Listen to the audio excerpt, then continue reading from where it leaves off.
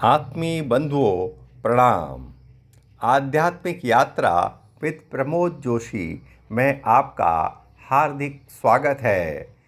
तो चलिए चलते हैं श्री रामचरितमानस के मुक्ताओं को चुनने के लिए।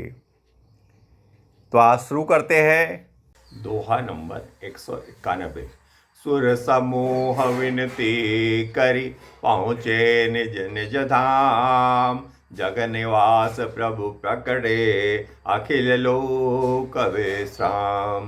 देवताओं के समूह विनती करके अपने अपने लोक में जा पहुँचे। समस्त लोकों को शांति देने वाले जगदाधार प्रभु प्रकट हुए।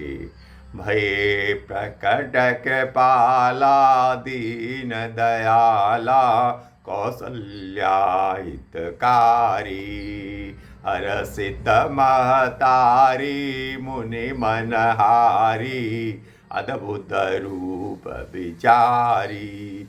लोचन अभिरामा तनु घन श्यामा निजायुध भुजचारी। भूषण वनमाला नयन विशाला शोभा सिंधु खरारी। दीनों पर दया करने वाले कौशल्या जी के हितकारी कृपाल प्रभु प्रकट हुए।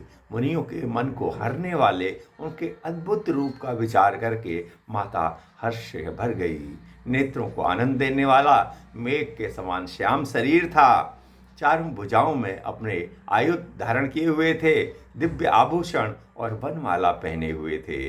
बड़े बड़े नेत्र थे। इस प्रकार शोभा के समुद्र तथा खर राक्षस को मारने वाले भगवान प्रकट हुए।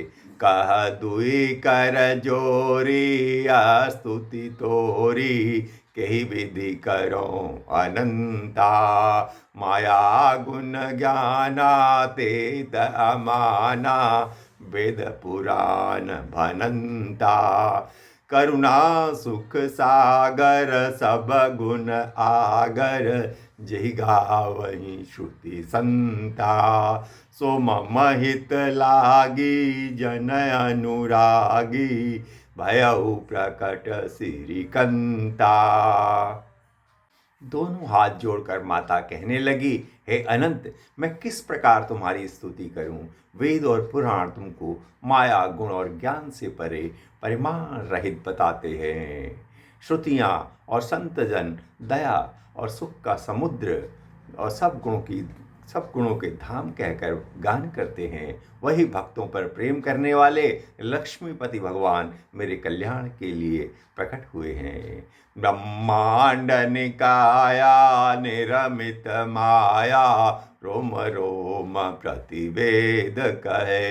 मम उर सोबासी यह उपहासी सुनत धीर मति थिर न रहे।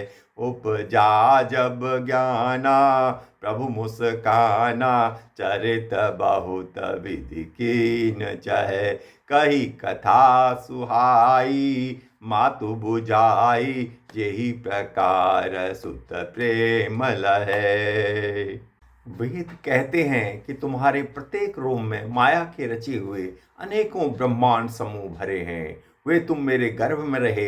इस हंसी की बात सुनने पर भी विवेकी पुरुषों की बुद्धि भी स्थिर नहीं रहती, विचलित हो जाती है। जब माता को ज्ञान उत्पन्न हुआ तब प्रभु मुस्कुराए। वे बहुत प्रकार के चरित्र करना चाहते हैं, अतः उन्होंने पूर्व जन्म की सुंदर कथा कहकर माता को समझाया, जिससे उनके पुत्र का वात्सल्य प्रेम प्राप्त हो, भगवान के प्रति पुत्र भाव हो जाए। माता पुनि बोली सो मति डोली तजहु तात यह रूपा। कि जैसी सुलीला अति प्रियशीला यह सुख परम अनूपा। सुनि बचन सुजाना रोदन ठाना होई बालक सुर भूपा। यह चरित जे गावहि हरिपद पावहि तेन परहि भवकूपा। माता की वह बुद्धि बदल गई।